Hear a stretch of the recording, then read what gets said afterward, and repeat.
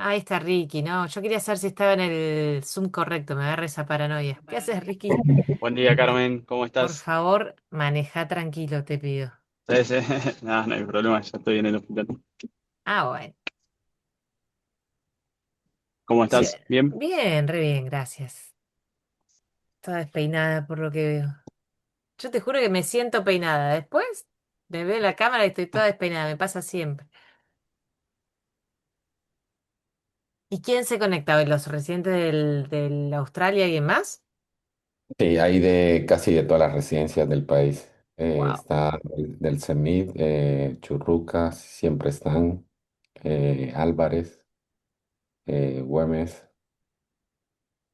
sí, pero y después residentes aparte, pero casi siempre se conectan desde sus sitios de trabajo. Ya este es como el encuentro número 11, creo. Acá arrancan el año. ¿Cada cuánto arranca? Arrancamos en enero, Ah, la segunda semana de enero. pobres chicos.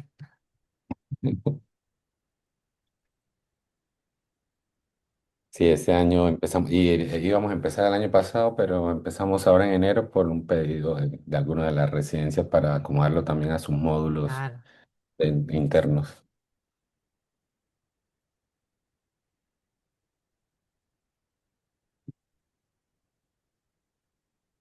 Bueno.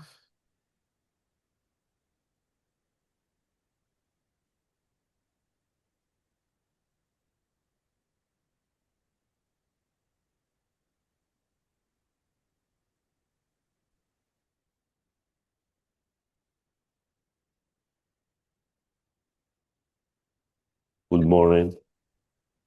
Hola Buen Carmen, día, buen ¿cómo día. estás? ¿Bien? Gracias por estar. De nada. ¿Cómo andan? Yo bien, ¿vos dónde estás? ¿Ya en el hospital también? ¿No en la Estoy, bi- gripe? estoy en casa, ahora en un ratito me voy a una reunión de investigación en Brasil y de un meeting, así que Eso que tenés en la mano es más caro que una ampolla de Amivantamab, más o menos, ¿no? o el No, otro. la canilla. Ah, no, no, no, no, no, es la del lavadero, así que no. Ahí se Y invierte poco. es buena, pero tampoco, o sea, comparada con otras cosas, No, sí, es fatal. Yo me acuerdo de los percheros del baño que yo decía, ahí quiero este. Y después cuando sí, ibas a sí, ver sí, los sí. precios, entonces decía, no, mira, ¿sabes qué? Me pongo una. No tengo problemas de estar 8 horas con la toalla en la mano. Hasta que se seque. Y eh, si no, unas autodesías, porque era una cosita así, no sé cuánto, otra cosita así, si no sí. termino más, ¿entendés? No, lo que es Ponerla. llamativo es que no hay un techo. Vos decís, bueno, No. sabes de dónde arrancás, pero si querés escalar, pues... Ay, eh, ahora no sé cómo están las cosas, pero yo me acuerdo cuando Victoria y Marcela, la dermatóloga, estaban en obra, era todos los días un precio distinto. Y era anda, comprar ahora Ah, no, porque eso no, eso no. ahora capaz que está un poquito más estable, pero era Sí, una locura.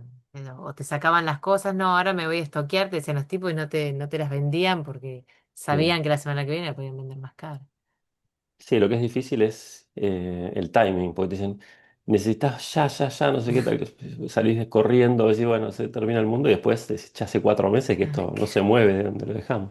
Está tirado, tal cual. Pero Buenos bueno. días. Buen día, Iván, Hola ¿cómo ¿Cómo estás? va, Iván, ¿Bien? Nico? ¿Cómo estás, ¿cómo están? Carmen? ¿Todo Bien, bien? gracias. Muy bien. Bueno, esperamos un rato, no son las 8 todavía. Sí, esperamos dos Un par de minutitos minutos, y sí. Sí.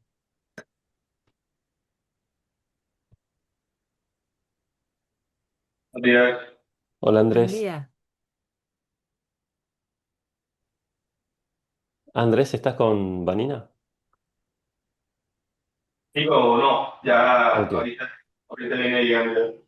Listo, no, no pasa nada. Gracias.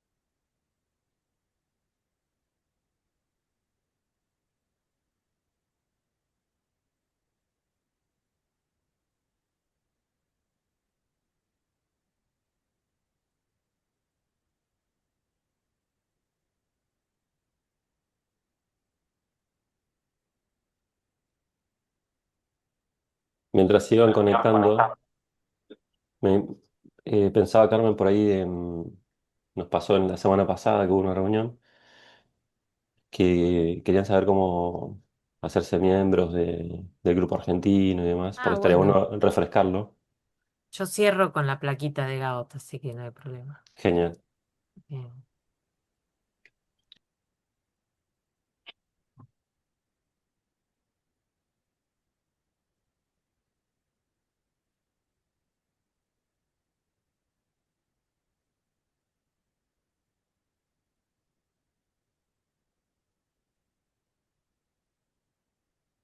Bueno, si te parece, Carmen, en honor al tiempo, eh, empezamos y cualquier cosa, los que se van sumando, cualquier cosa después vuelven a preguntar, ¿sí? Dale. Bueno, buenos días a todos. Entonces, hoy tenemos el agrado y el honor de tener a la doctora Carmen Puparelli, médica de staff del Fleming de oncología, de la unidad de tórax. Hoy nos va a dar la clase de mesotelioma. Le agradecemos a todos nuevamente por conectarse, por la difusión, por estar. Y bueno, Carmen, todo tuyo. Muchísimas gracias, Iván. Buenos días a todos. Voy a compartir pantalla. Pin, pin. Ahí se ve, ¿verdad? Ahí se ve perfecto. Voy a sacar esto, a ver, después veré. Bueno, muy bien. Como decía Iván recién, la charla que se me otorgó para este curso es el abordaje integral del mesotelioma pleural, si cirugía o no, y tratamiento de la enfermedad irresecable. Y de eso van a ir los próximos minutos. Bueno, sí pasa. Esta es mi declaración de conflicto de interés con la industria farmacéutica. Y como todos los de acá ya son casi oncólogos, saben que el mesotelioma pleural es el tipo de mesotelioma más frecuente, pero que también se puede originar en las células del peritoneo de la túnica vaginal y esos lo que no van a estar incluidos en esta charla. Puede alcanzar dimensiones muy grandes, más de medio litro, sin dar metástasis a distancia. Es un tumor que generalmente es regional o locorregional. Y sí deben saber que los mesoteliomas pleurales se clasifican en epitelioide, que son los menos agresivos, en sarcomatoides, que son los más agresivos, y puede haber una combinación de ambos que se llaman bifásicos. El patólogo, cuando tiene la muestra, debe expedirse y aclarar qué tipo de mesotelioma es. Hay métodos de inmunohistoquímica para diferenciarlos porque a ustedes les cambia el pronóstico y les cambia a veces la elección del tratamiento. Se asocia a la exposición a asbesto, sin embargo, yo nunca he encontrado un paciente o muy pocas veces he encontrado pacientes que reconozcan la exposición a asbesto. Así que uno la pregunta, pero no es tan frecuente como uno esperaría. Lo que uno debería hacer cuando se encuentra con un paciente con una sospecha de mesotelioma es tener el diagnóstico, por supuesto, que generalmente hacemos primero una toracocentesis para aliviar el síntoma, pero puede ser que esa citología no nos alcance para hacer el diagnóstico y lo más probable es que después terminemos haciendo una biopsia toracoscópica o una biopsia abierta si el paciente no puede hacer una toracoscopía y si no, hay veces que podemos hacer una TruCAT, pero no es lo más recomendable. Lo más recomendable, si podemos, es hacer una biopsia por toracoscopía. Las imágenes que debemos tener sí o sí es una tomografía de tórax y abdomen. Y esto lo recalco porque yo lo repasé ahora cuando fui a ver las guías, porque por default yo hacía tórax, abdomen y pelvis, por ejemplo, y no es necesario.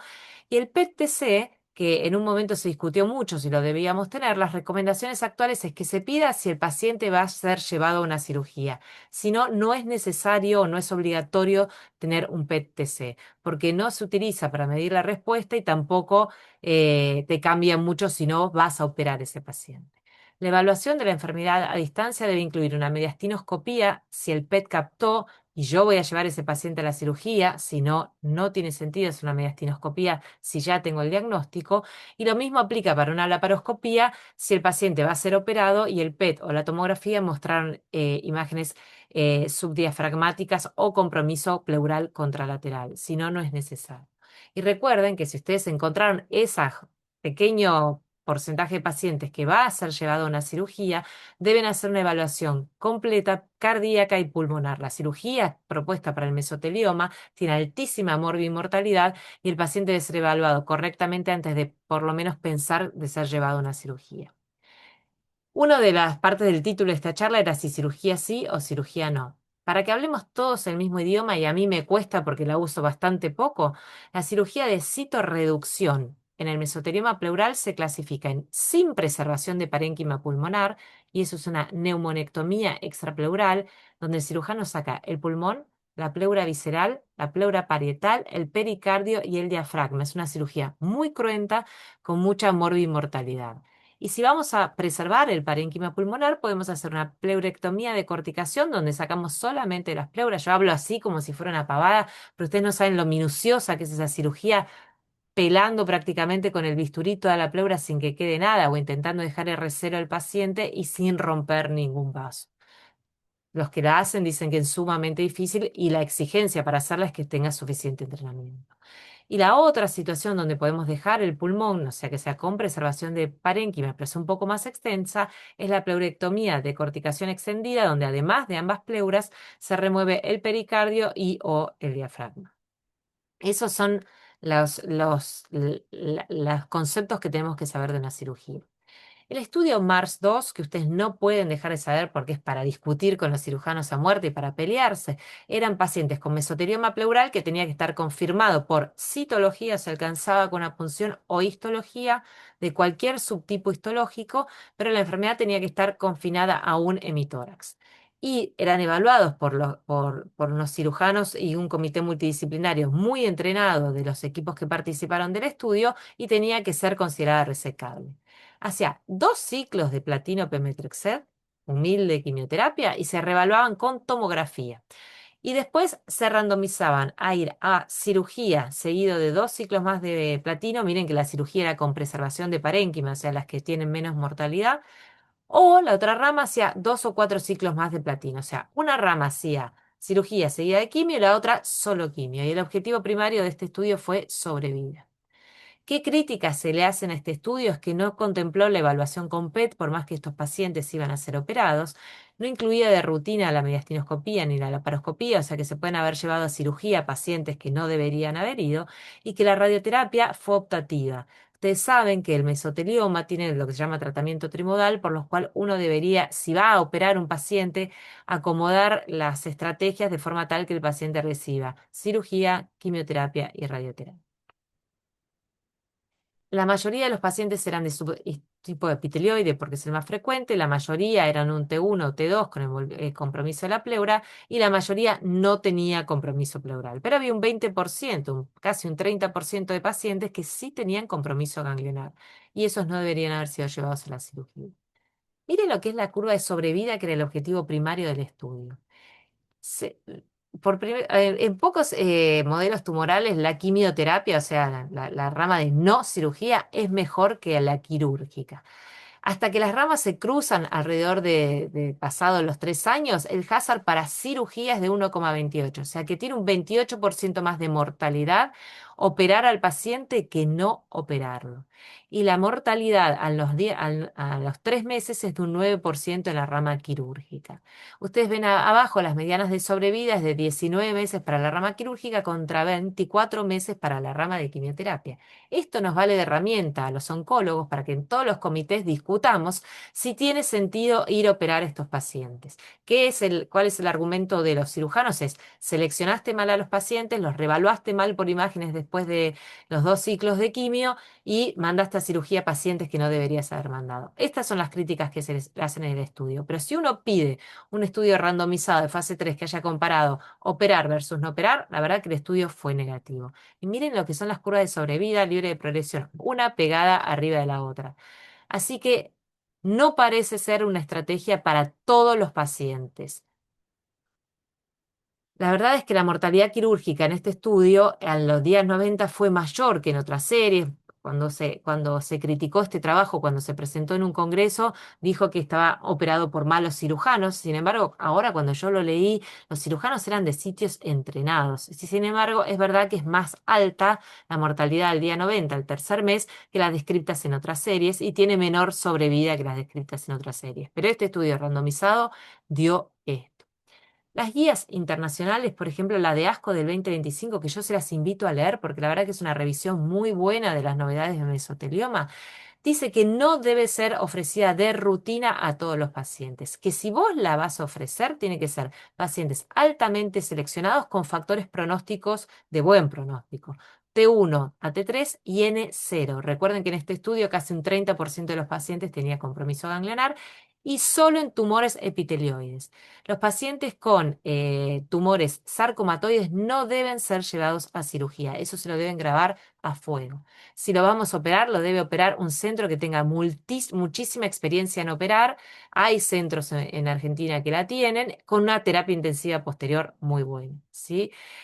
Si vamos a hacer estas cirugías de citorreducción máxima, deben ser siempre acompañadas por quimioterapia y radioterapia posterior. La quimioterapia puede ir antes o después porque eso fue evaluado y es exactamente igual la eficacia. Y siempre deberíamos elegir alguna de las cirugías que no incluyan neumonectomía porque tienen menor mortalidad. En general, lo que hacen es la pleurodecorticación extendida. En general, lo que se recomienda.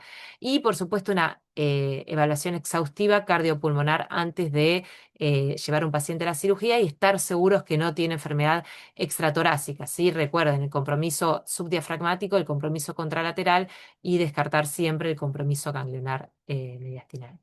NSCN es un poco más restrictivo en el estadio, solo manda a operar, sugiere o es una posibilidad la cirugía en los pacientes en estadio 1, recuerden que ASCO dice 1 a 3, y nuevamente con histología epitelioide, nunca un sarcomatoide cirugía. Entonces, ¿qué hacemos cuando consideramos un paciente no resecable, que va a ser la inmensa mayoría de los pacientes que vengan adelante?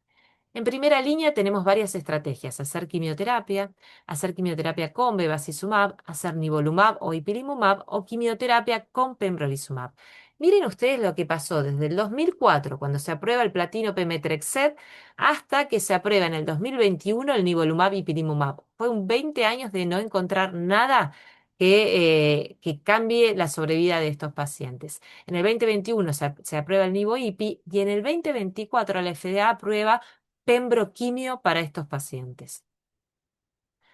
El cisplatina pemetrexed miren lo que es la tipografía del JCO de esa época. Ustedes capaz que ni habían nacido, pero así empezamos nosotros a leer el JCO. No sé ni si Nicolás lo conoció. Este estudio es del 2003 y miren el diseño que tiene: evaluar cisplatino pemetrexed contra cisplatino con el objetivo primario de sobrevida. Y las curvas son 13 meses contra 10 meses. Tampoco son mucho mejores las curvas de ahora ni los hazard de ahora, ¿sí?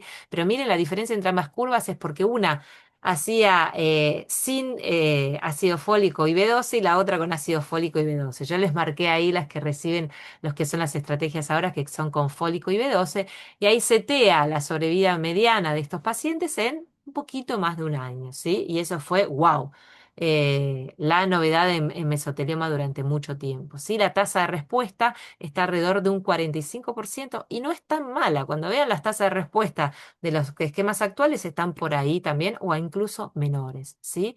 Entonces ahí se establece que si vas a hacer quimioterapia en estos pacientes, tienes que hacer cisplatino pemetrexed, no cisplatino monodroga, que ya la verdad hoy sería impensado. ¿Qué indicaciones tiene hoy este esquema para pacientes con contraindicaciones para inmunoterapia? El tema de acceso. Yo no sé cuál es la situación de ustedes, pero a mí no me dejan prescribir inmunoterapia hoy por hoy en un mesotelioma. Me tengo que pelear bastante y sobre todo si la histología es epitelioide. Y una cosa que quiero mencionar, no voy a mostrar el trabajo, pero que el pemetrexed en mesotelioma no se deja en mantenimiento. Se hacen o 4 o 6 ciclos y se suspende, a diferencia de lo que se hace en cáncer de pulmón. Yo recibo un montón de pacientes con pemetrexed mantenimiento y no está demostrado que tenga beneficio. O sea que hacen los 4 o 6 ciclos y se suspende. ¿Cuál fue la otra estrategia que se pensó en algún momento? Esto es desde el 2015, o sea, habían pasado 12 años sin que se pensara nada. Dijeron, bueno, vamos a agregar antiangiogénicos al cisplatino pemetrexed, y eso fue lo que se hizo: cisplatino PEM versus cisplatino PEM beva, ¿sí? La mayoría de los pacientes tenían histología epitelioide, por supuesto, y más o menos 65 años. Este estudio fue positivo en sobrevida, sin embargo, no logró que se adoptara como práctica de cuidado. También 2 meses de ganancia en términos absolutos, un hazard de 0,77 con un valor de P estadísticamente significativo y movió más o menos la mediana de sobrevida a casi 19 meses y en este estudio a los pacientes que hacían CISPEM también les fue mejor. Tenían 16 meses de mediana contra 13 que tuvieron en el original. Pero bueno, ahí quedaron seteadas las medianas de sobrevida para mesotelioma. Sin embargo, ya les digo, no sé cuál es la experiencia de ustedes, pero yo no uso mucho cisplatino pemetrexed. Tuve una mala experiencia con una hemoptisis y la verdad es que no lo volví a usar, pero la evidencia no es mala. Y acá el gran atractivo tal vez de inmunoterapia en mesotelioma es el estudio Checkmate 743 que evalúa nivolumab y pilimumab.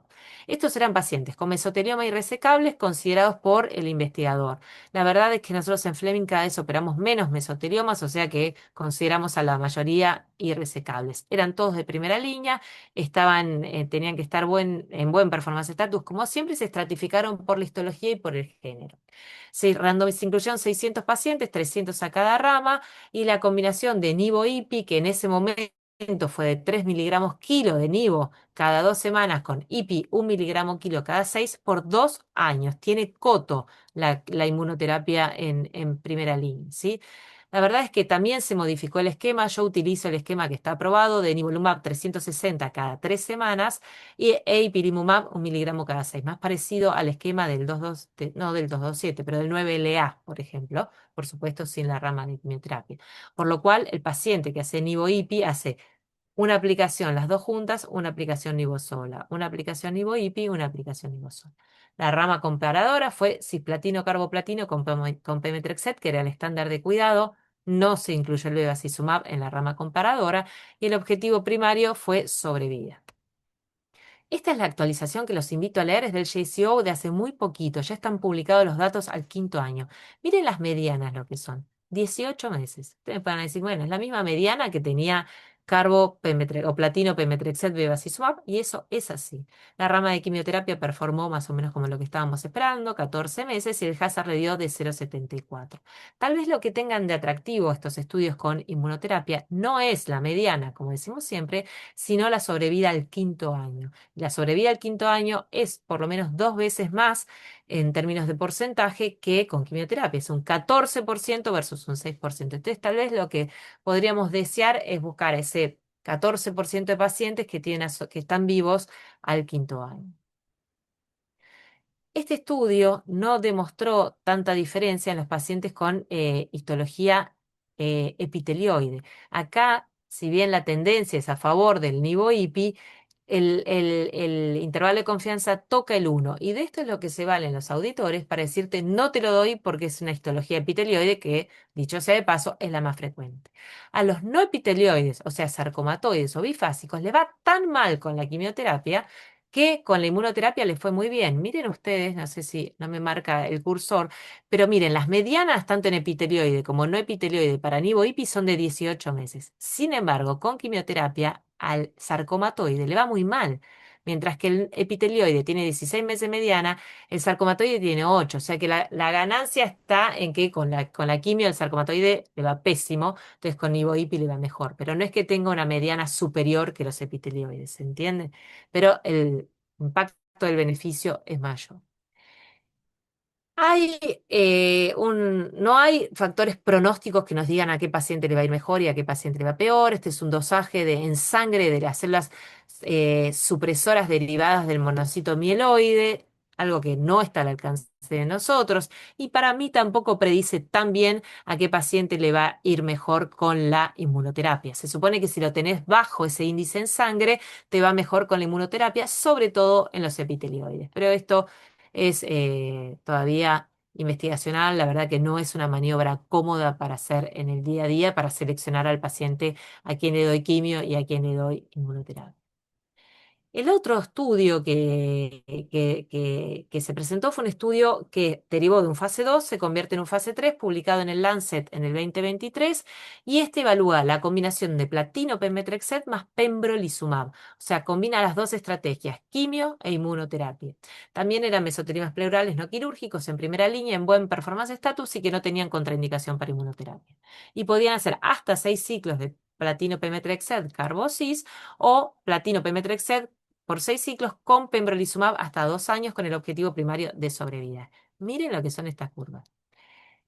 Van pegadas, el primer año van pegadas y las medianas de sobrevida son 16,1 contra 17,2. La verdad es que yo no entiendo. Bueno, a partir del primer año se despegan y por eso el hazard les debe dar en la diferencia, porque el hazard le da de 0,79, parecido al otro hazard de Nivo-IPI es 0,74, con un valor de P estadísticamente significativo. Este estudio tiene seguimiento a 3 años y ahí la diferencia es también de 10 puntos, ¿no? La otra era un poquito menos la diferencia, pero al quinto año, y está vivo al quinto año un 25% de los pacientes que hicieron pembrolizumab contra un 17% de los que hicieron. Estos también muestran mayor beneficio, pero no es que hay ausencia de beneficio, mayor beneficio en los sarcomatoides, y le valió la aprobación por FDA. Hasta hace muy poco, un pagador muy importante de Argentina, cuando yo pedía nivolumab y pilimumab, me mandaban la carta de rechazo y me sugerían este esquema. Este esquema no está aprobado por ANMAT, yo me comuniqué con el laboratorio, me parecía raro, pero sí es verdad que tiene este beneficio en sobrevida. Sin embargo, el pagador me obligaba a usar un esquema que no está aprobado en Argentina versus poder usar el que sí está aprobado en Argentina, que es el de nivolumab y pilimumab. Cuando yo le contesté eso, me dijeron, bueno, ahora no te damos ni el nivo-IPI ni el platino pemetrexed pembrolizumab. O sea, me quedé sin ninguna de las dos opciones. Por lo cual les aconsejo que si les sugieren este esquema a algún pagador, no lo rechacen de cuajo porque capaz que se quedan sin ninguna de las dos cosas. Esta es la sobrevida libre de progresión, pegada a las dos curvas hasta el año que se empiezan a despegar y eso es lo que uno busca, ¿no es cierto? Algo de sobrevida libre de progresión a largo plazo. Miren, a los 2 años está vivo y sin progresar menos de un 10% de la muestra.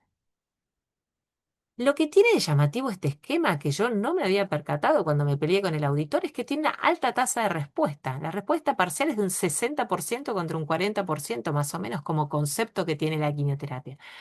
O sea que eso no hubiera sido tan malo, pero sin embargo los pacientes que responden por poco tiempo, casi 6 meses de duración de respuesta. Así que, bueno, nada, podés buscar un alivio de síntomas si vos querés, pero te va a durar poco tiempo. O sea que las estrategias en primera línea que están aprobadas por FDA son el platino pemetrexed, el nivolumab y pilimumab y el platino pemetrexed pembro. Miren, las medianas de sobrevida libre de progresión son parecidas, están alrededor del séptimo mes. Uno al séptimo mes ya debe esperar que el paciente, pues es frecuente que el paciente esté progresado. La sobrevida libre de progresión a 2 años, el que tiene mejor sobrevida libre de progresión a los 2 años es el nivolumab y pilimumab, realmente una diferencia. Las medianas de sobrevida tampoco son muy difíciles, pero cuando buscamos al tercer año, ahí que es cuando están publicados de todos los estudios, ¿no? El de Nivo-IPI ya tiene el quinto año, y como dije, es un 14%, pero al tercer año, donde podemos poner a todos en una columna, por lo menos las combinaciones con inmunoterapia son superiores a las de inmunoterapia. Las tasas de respuesta más altas se las lleva la combinación de platino pemetrexed pembrolizumab. Todo esto está aprobado por FDA. Nivo-IPI, platino pemetrexed son las que están aprobadas por ANMAT. Así que bueno, estas son las opciones que tenemos. Hay datos metaanalizados, ese metaanálisis es horrible, por lo menos el que yo encontré, y le da que todos son superiores a cisplatino. Sí, gracias, pero no es la respuesta que no es la pregunta que me estaba haciendo, ¿sí? ¿Qué dicen las guías internacionales? Las guías de ASCO dicen que en histologías no epitelioides, acá, estoy parada acá, no sé si ustedes lo ven, el nivolumab y pilimumab, o sea, en los sarcomatoides, debe ser ofrecido y en los epitelioides también. Pero después dice que en los epitelioides vos podrías usar platino pemetrexed o podés usar platino pemetrexed pembrolizumab. Pero lo que sí no podés hacer es ofrecerle quimioterapia a la histología sarcomatoide. Eso sería una cosa grave. O sea que si ustedes tienen un paciente con histología sarcomatoide, por ese paciente se deben pelear con el auditor, ¿sí?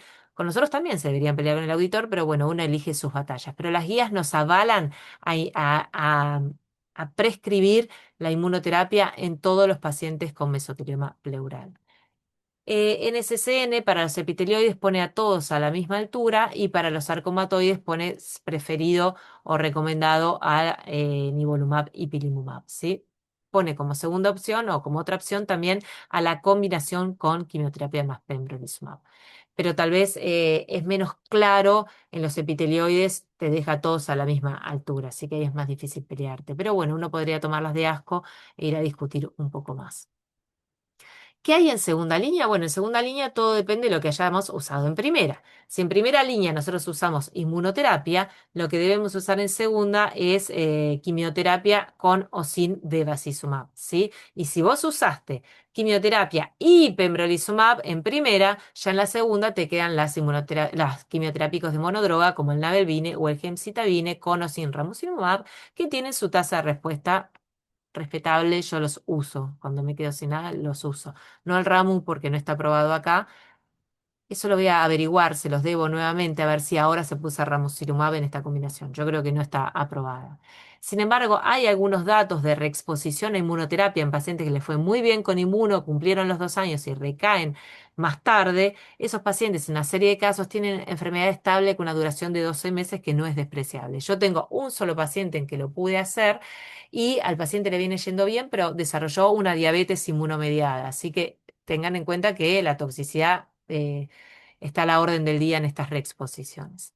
Si nosotros hicimos 4 o 6 ciclos de pemetrexed, ¿sí? Tuvimos respuesta, suspendimos porque, como ya dije, el mantenimiento no tiene lugar, ¿sí? Y ese paciente progresa, bueno, no, perdón, acá quiero marcarles algo. Esta guía recomienda algo que yo no hago, pero bueno, la evidencia existe, que es hacer un switch después de los 4 o 6 ciclos de carbopemetrexed a gemcitabine. Yo me acuerdo cuando esto se presentaba, se presentó también esta estrategia en pulmón, que discutíamos siempre con Claudio. Lo mencionaba, ¿no? Si esto no es una segunda línea temprana, en realidad, más que un switch, porque los pacientes sí tienen beneficio, pero bueno, le estaríamos adelantando una estrategia que usaríamos después. O sea que la guía recomienda 4 o 6 ciclos, no mantenimiento, y si ustedes quieren hacer switch a gemcitabine, tienen cierta evidencia para hacerlo. Ahora, si la enfermedad progresó después del platino pemetrexed, las sugerencias son gemcitabine con o sin ramucirumab para el que tiene acceso o vinorelbine oral con tasa de respuestas que no son despreciables y no hay rol para la inmunoterapia en segunda línea. Los estudios que compararon la inmunoterapia en segunda línea mesotelioma contra quimioterapia no pudieron demostrar beneficio. Entonces, o lo usás en primera la inmunoterapia o no la usás. Ese es mi argumento para discutir con los auditores. Entonces, si yo uso la inmunoterapia en primera, me queda la quimio en segunda. Si yo uso la quimio en primera, ya no puedo usar o no tiene tanto beneficio la inmuno en segunda, entonces le saco un escalón de tratamiento, un eslabón de tratamiento a los pacientes. El estudio Rames, que a mí me gusta, pero no sé por qué no lo podemos implementar acá, mostró que la combinación de gemcitabino más ramucirumab, perdón, tiene una sobrevida mediana de 13 meses contra 7 meses y medio, o sea que tiene un hazard de 0,7 con un valor de estadísticamente significativo, casi que duplica la sobrevida mediana. Y sin embargo, que yo sepa, no sé, Nicolás, si después quieres hacer un comentario, Ricky, o ustedes, si lo pueden usar en su vida diaria.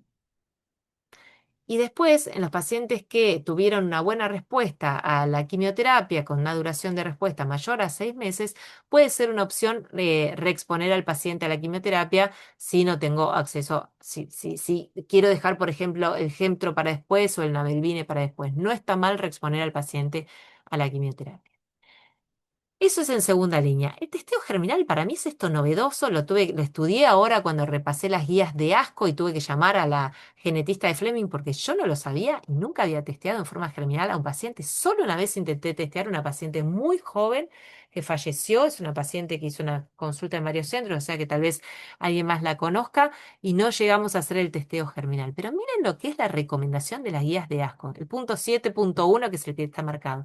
Todos los pacientes con mesotelioma se le debería ofrecer testeo germinal. La calidad de la evidencia es alta y la fuerza de la recomendación es fuerte. O sea que todos los expertos que participaron de esta guía estuvieron de acuerdo en ofrecer el testeo germinal al paciente. Yo me quería morir cuando leí esto porque la verdad es que nunca le ofrecí, como les dije, un testeo germinal a pacientes con mesotelioma. La llamé a Luisina Bruno, que es nuestra genetista, y me dijo, no, la verdad es que no hay capacidad de testear a todos los mesoteliomas solamente en estas situaciones, ¿no? Un paciente joven o donde uno sospecha.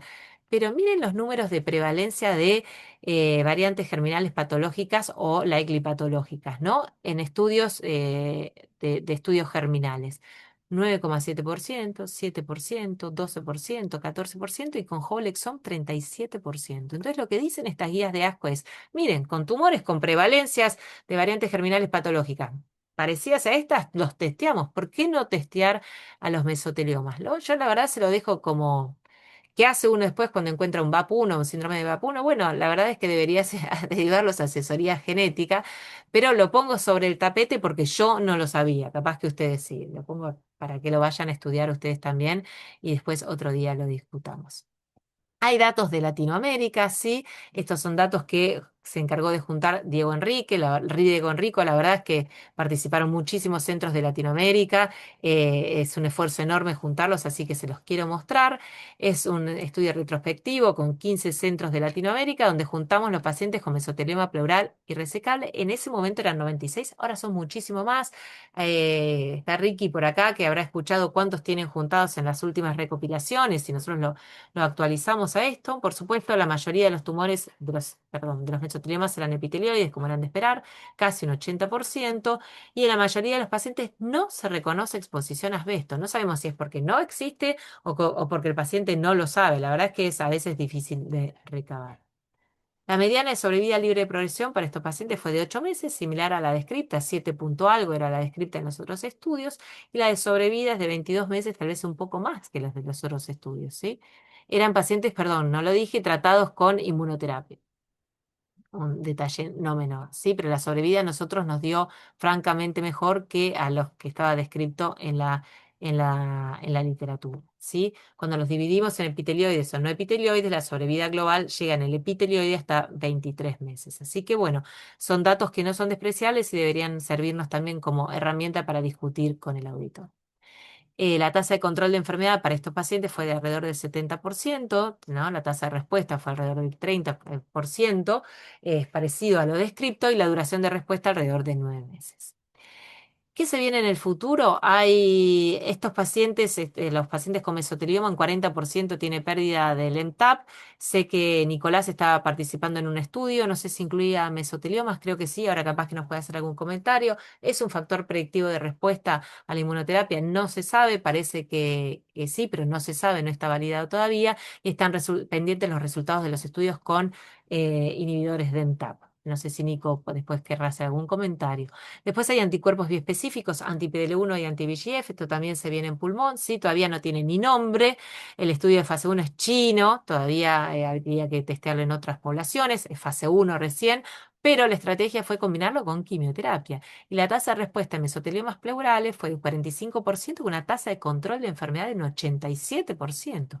No es mala esta estrategia si esto se sostiene en estudios más avanzados. Esto es preliminar, por supuesto, tómanlo con pinzas, pero lo que quiero marcar es que después de años de no tener ninguna novedad, después un pasito más adelante con la inmunoterapia, vienen estrategias tal vez mucho más modernas, como estas, que tal vez cambien un poco el pronóstico de estos pacientes.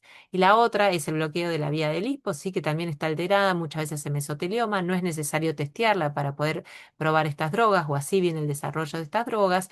Y fíjense que tiene una tasa de control de enfermedad de alrededor del 85%, tan parecida como el anticuerpo biespecífico, mucho más alta que las anteriores, y todavía las duraciones de respuesta se miden en semanas, ¿sí? Eso es con la droga que está a la izquierda, la BT3989, a las guías 933, la tasa de respuesta no fue tan buena, pero bueno, son estudios de fase muy temprana.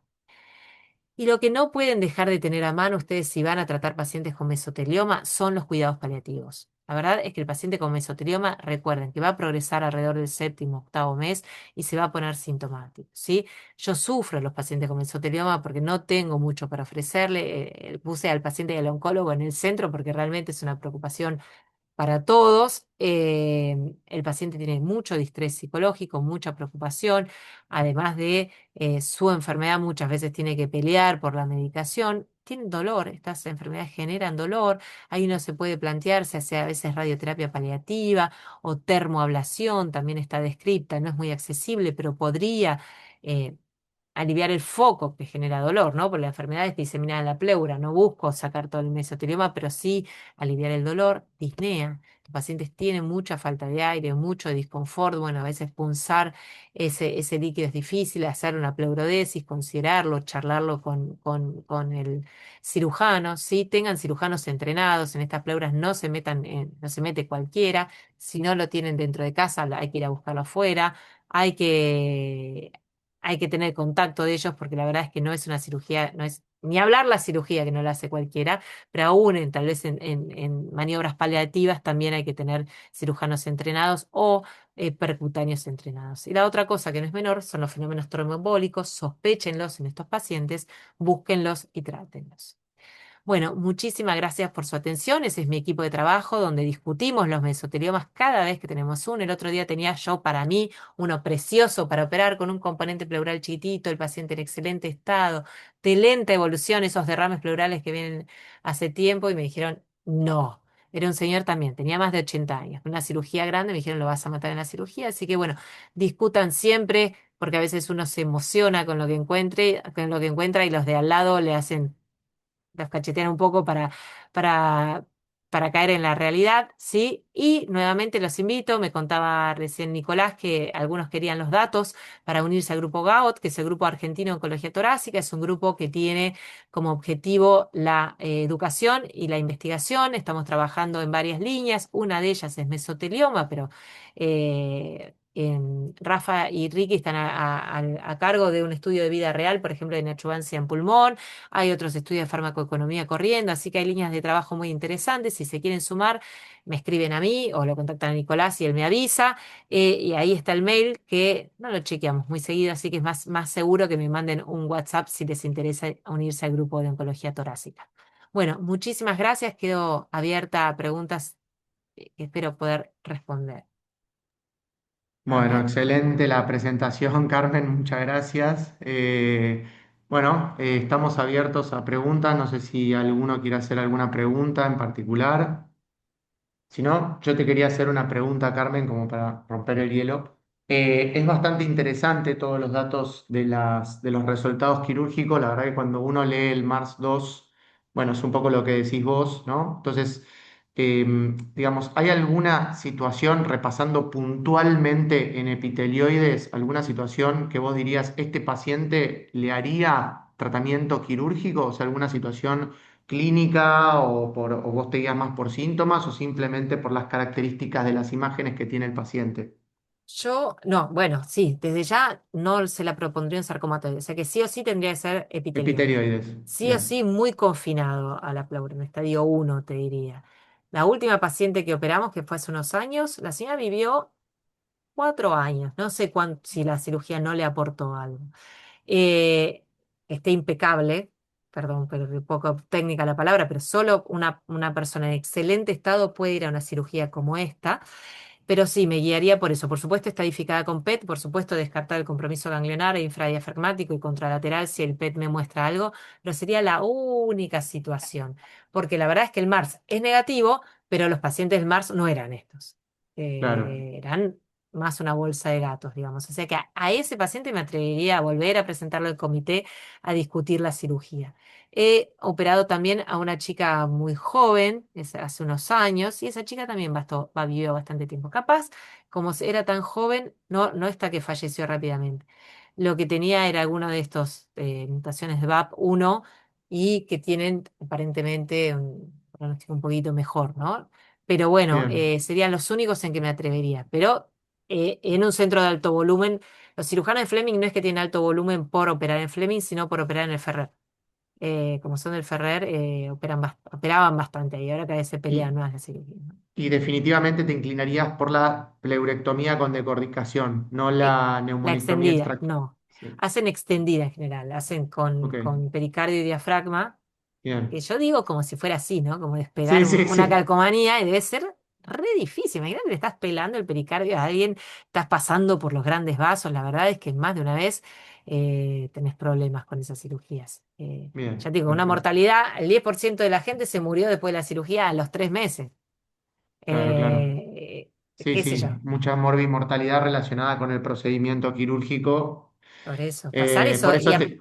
Y la otra cosa que nos pasaba es que los terapistas, después de un par de cirugías, cuando hacíamos, nos decían, ojo con la quimioterapia de antes porque muchas veces hacemos quimio, cirugía, radioterapia, porque el Ujú, pemetrexed es potencialmente tóxico para el pulmón. Entonces, pues, cuando yo lo tengo que ventilar a ese paciente, me complicás la vida. Entonces, siendo que la quimioterapia antes o después de la cirugía es igual, capaz que podrías reservarlo para después. Otra persona me podría decir, ese paciente va a salir tan tronado de la cirugía que capaz después no aguante la quimioterapia. claro. Pero bueno, esa Bien. estrategia trimodal lo que sí no haría es la radioterapia antes, la radioterapia mucho antes. Se la haría a un paciente. Pero piensen que si le haces preservación del parénquima, después tenés que irradiar a un paciente y no es poco. La verdad es que si haces cirugía tenés que hacer trimodal. Y si haces trimodal es todo un desafío. La verdad es que tiene que ser súper seleccionado. Perdón, Iván, te interrumpí. No, no, no, no, perfecto. Sí, era una pregunta porque habitualmente cuando a veces repasamos con los chicos los trabajos y a veces cuesta extrapolar un poco la evidencia porque el subset de pacientes es bastante pequeño. Entonces, bueno, nos sirve la experiencia tuya como para entender un poco cómo seleccionar mejor los pacientes. Bueno, ahí estoy viendo el chat, hicieron una pregunta, si existe la neoadjuvancia en este tipo de tumores y cuál sería el rol de la cirugía posterior al tratamiento sistémico. Mira, sí existe la neoadjuvancia, es mejor hacer quimioterapia que no hacerla, pero hacer neoadjuvancia o hacer adjuvancia, resultados son los mismos. Con estas consideraciones, ¿no? La toxicidad posterior. Incluso si ustedes van a leer la guía, esta de ASCO de 2025 menciona la posibilidad de hacer neoadjuvancia con inmunoterapia. Eso es totalmente off-label y totalmente experimental. No lo vayan, si van a operar a un paciente, encima no hagan experimentos raros. Ojo con las neumonitis por inmunoterapia. Pero yo lo Bien, pensaba cuando veía las tasas de respuesta a la quimioterapia y inmunoterapia. La que más alcanza es la de carbopemetrexed, pembrolizumab, capaz que no sería una tan mala idea, pero es solamente una idea. No lo hagan. Si van a hacer cirugía, hagan la quimioterapia, perdón, qué fallido. Antes de la cirugía, después pueden llevar a ese paciente a la cirugía, a este pequeño porcentaje de pacientes que van a una citorreducción máxima, ¿no? Muy claro, quizás poquito. pensándolo como un escenario localmente irresecable y dependiendo de la tasa de respuesta uno podría evaluar quizás, ¿no? O, Volver resecable un paciente irresecable. Eso sería casi sí, milagroso, pero bien, eh, pod- podría pensarse, podrías encontrarlo. Y lo que Claudio Martín te contestaría, por lo cual yo lo tengo marcado a fuego, es, ¿va a vivir más ese paciente? Porque vos lo operás, le vas a hacer una tamaña cirugía, ¿va claro, a vivir más ese paciente? ¿Vos claro, estás claro. seguro? ¿Le estás ofreciendo sobrevida? Y ahí es cuando te pone entre las cuerdas, porque no. La verdad es que el estudio fue negativo, no es que fue igual, fue negativo. Y ahí vos me contestarías, bueno, Carmen, pero no, no eran todos estos pacientes, eran pacientes con compromiso ganglionar, con enfermedad extendida. Pero bueno, la verdad es que yo no te puedo garantizar que operando estos pacientes vayan a vivir más. Bien. Bueno, ¿alguna pregunta más para En Carmen? ese punto creo que en la mayoría de los casos nos basamos en una biopsia y es un tumor que tiene un comportamiento heterogéneo, ¿no? Va desde la hiperplasia hasta fenotipo y tenemos también en algunos casos las formas bifenotípicas, ¿no? O sea, que conviven eh, dos estirpes, ¿no? Un poco biológicamente diferentes. Entonces muchas veces traspolamos, tratamos de llevar o evaluar y después bueno, no, creo que es uno de los tumores en los cuales los cirujanos entran y ven una cosa completamente distinta a lo que esperaban, Eso te puede terminan pasar también, cerrando ¿eh? y se van. Y por ahí uno hizo un plan de, bueno, una neoadjuvancia o lo planteó con ese objetivo. Entonces, sí, y cómo uno mensura la respuesta es uno de los tumores que más cuesta también evaluar, ¿no? O Sí, sea, es, es complejo. Sí, creo que hay una cuestión cardinal que son los síntomas, ¿no? Me parece que ahí es una enfermedad que marca mucho la sintomatología. O sea, si el paciente tiene sintomatología, probablemente esté con progresión de la enfermedad. Si mejora francamente el dolor y el control, sobre todo derrame y demás, bueno, probablemente sea una respuesta. Está bien que uno se basa en los criterios RECIST, obviamente, en el seguimiento, pero es una patología que es compleja en todo ese punto. Y después, sí es cierto lo que mencionaba Carmen y que uno lo ve históricamente, ¿no? Bueno, las ves todos los factores, pero cuando uno interroga realmente al paciente y si se mete, bueno, uno no sabe. tampoco termina de tener en claro en qué momento puede haber estado expuesto a algo, ¿no? Claro, porque son años Pero más tarde. tal cual. Eh, pero bueno, ahí está, o cuánto uno indaga, ¿no? O cuánto también sabe el paciente y cuán poco sabemos de otros factores, ¿no? Claro, En mesotelioma. cuando yo era más chica se evaluaba la posibilidad de asociación con ciertos virus y qué sé yo, después eso me parece que quedó en nada. Esto de la predisposición genética es otra cosa que yo subestimaba, ahora me voy a poner a estudiar, y hago pie en lo que vos decís de las imágenes. Yo cuando fui a leer bien cómo se deben medir los mesoteliomas, es re complejo, tener que partir la tomografía de tórax en tres en el corte, tengo un problema con axial y sagital. En el corte axial medir el grosor más representativo. ¿Cuánto suma eso? O sea, el tiempo que le lleva a la especialista de imágenes evaluar una tomografía de mesotelioma correctamente para decir, por ejemplo, la estadificación actual es con la suma de esos diámetros. Incomodísima la estadificación actual, te digo.